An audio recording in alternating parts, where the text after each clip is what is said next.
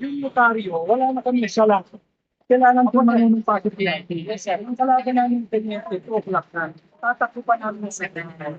Pero patanong notaryo lang, kung kailangan mag-isip sa official, maniliwanag na notaryo lang. Pwede sa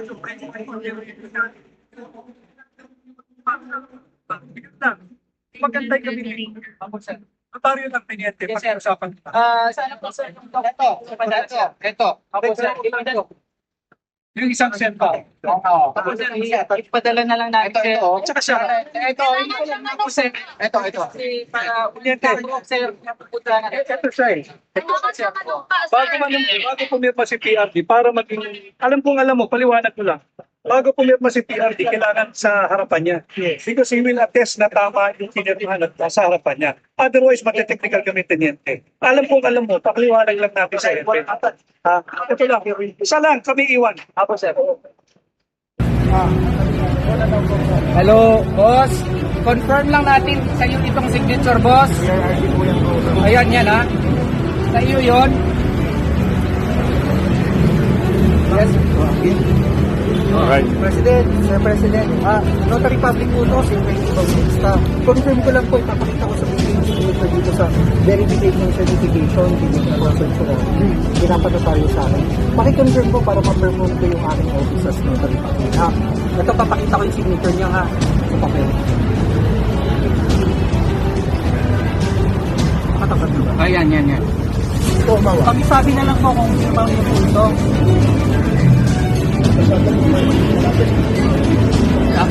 Yes daw. Okay. Okay. Salamat. Okay.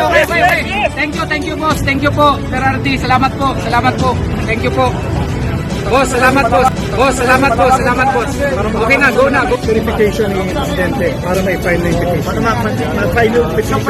Yun yung hinahabol namin kanina pa. Pinakamagaling na naging presidente ng Pinas. Ngayon ay pinagtutulungan ng kampo ni Satanas. Mga walang ibang hangat kundi sa trono maupo. Para sa posisyon ay handa na makipagbuno. Nung kanyang panahon ay nabawasan ng sagabal. Ngayon ay bumalik kaginabo nagipagkamal. Bamad silak pangimatay langon dun namin balingan. Balik sa dating gawi wala nang kinakatakutan. Ano na ang nangyari sa pinasigla ng bayan? Ang sukli ba ay kulungan sa kanyang pinaghirapan? Galit ba kayo pagkat siya'y masakit magsalita? O galit kayo kasi siya yung maraming nagawa? Nakilala ang Pinas nung si Digong ang presidente. Di nyo kayang nakawin ang respeto kay Duterte. Pilipino bang sa Moro ay hindi nyo maluloko? Ang may bakal na kamay ang tunay na mahal ng tao. Salamat po.